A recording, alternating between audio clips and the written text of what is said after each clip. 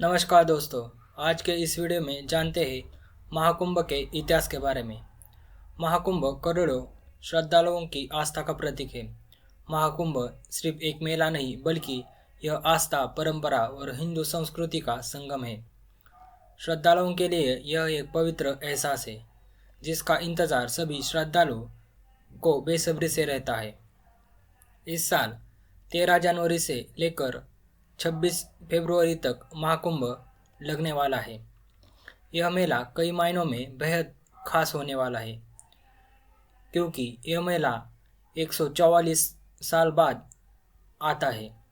सरल शब्दों में समझे तो हर 12 साल बाद एक कुंभ मेला होता है और ऐसे 12 कुंभ मेले होने के बाद एक महाकुंभ मेला होता है जो 144 साल बाद आता है।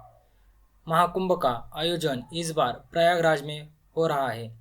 इस बार महाकुंभ में क्या कुछ खास होने वाला है, इसके बारे में आप सभी तो जानते होंगे, लेकिन क्या आप जानते हैं महाकुंभ का इतिहास वर्षों पुराना है। महाकुंभ से जुड़े कई ऐसे रहस्य हैं जो हमारे ग्रंथों में छुपे हुए हैं, जिन्हें उजागर करना जरूरी है। तो आइए जानते हैं महाकुंभ से जुड़े कुछ ऐसे रहस्य। साथ ही जानते हैं कब और कहाँ सबसे पहला महाकुंभ का आयोजन किया था। कुछ ग्रंथों में बताया है कि महाकुंभ का आयोजन 850 साल से भी ज़्यादा पुराना है। आदि शंकराचार्य द्वारा महाकुंभ की शुरुआत की गई थी। कुछ कथाओं में बताया है कि कुंभ का आयोजन समुद्र मंथन के बाद से ही किया जा रहा है, जबकि कुछ विद्वान का कहना है कि गुप्त काल के दौरान से ही इसकी शुरुआत हुई थी, लेकिन सम्राट हर्षवर्धन से इसके प्रमाण देखने को मिलते हैं। इसके बाद शंकराचार्य और उनके शिष्यों द्वारा सन्यासी अखाड़ों के लिए संगम तट पर शाही स्नान की व्यवस्था की गई थी। तो जानते हैं महाकुंभ और समुद्र मंथन के कुछ रहस्य।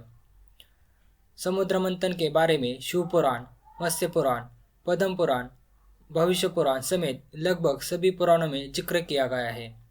मान्यताओं के अनुसार समुद्र मंथन के दौरान जब अमृत कलश बाहर आया था, तब देवताओं और राक्षसों के बीच तनातनी और संघर्ष को कम करने के लिए भगवान विष्णु ने मोहिनी अवतार लिया था। इसके बाद देवता और राक्षसों के बीच संघर्ष काफ़ी ज़्यादा बढ़ गया, तो उन्होंने इंद्र के पुत्र जयंत को यह अमृत कलश सौंप दिया गया था।